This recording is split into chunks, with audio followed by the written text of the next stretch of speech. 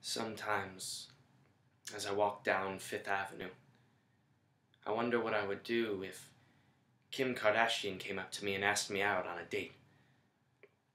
I have it all planned out so I would know exactly what to say. She would come up to me and say something like, "Hey, I noticed the shirt you're wearing. I like it. And those cool shoes, I like those too. And I like your new hairstyle where all of your hair goes to one side of your head. It makes you look like a real professional." And then I'd say, "In bed." And then we'd make out. One day I was playing out this scenario, and I was shaken back into reality 20 minutes later when a homeless man threw a burrito at me. And I do this a lot where I'm so wrapped up in my head thinking about Christmas or what my roommate said to pick up from Bed Bath & Beyond that I pass my dorm by 15 blocks and have to walk back, and I swear to God sometimes I pass it again. Last night this happened. Except last night I wasn't thinking like before.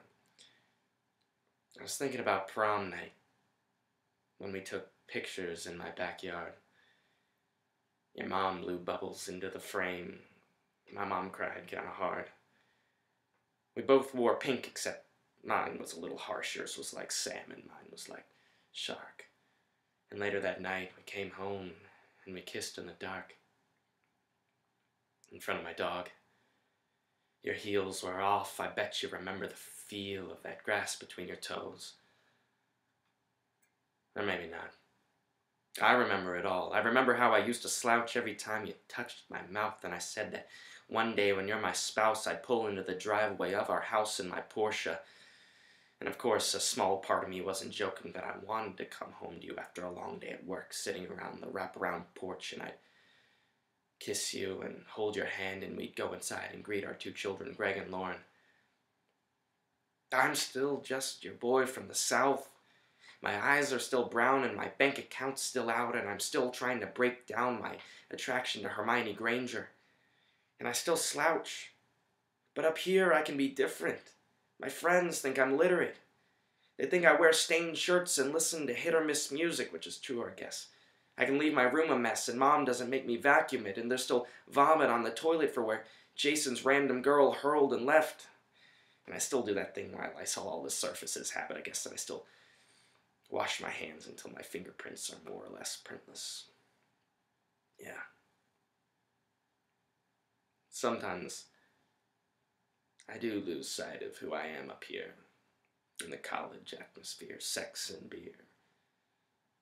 In fear of falling in love, and fear of weird friendships, and not blushing when I hear stuff about some scruffed up buzz breast kid from Samir. I'm sorry I kissed that girl during welcome week. I was just wishing you were here. She leaned in, she grabbed my neck, she was the one whispering in my ear, and I left. I was the one that was alone that night. You left me when I took that flight from Lexington Airport to JFK. I arrived in a city with 8 million people, give or take, and by some statistical miracle, you weren't one of them.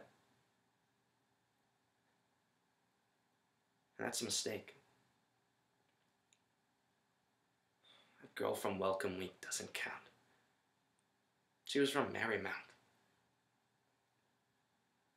And I'm still just your boy from the South. I'm Evan Lee Flood Chethik.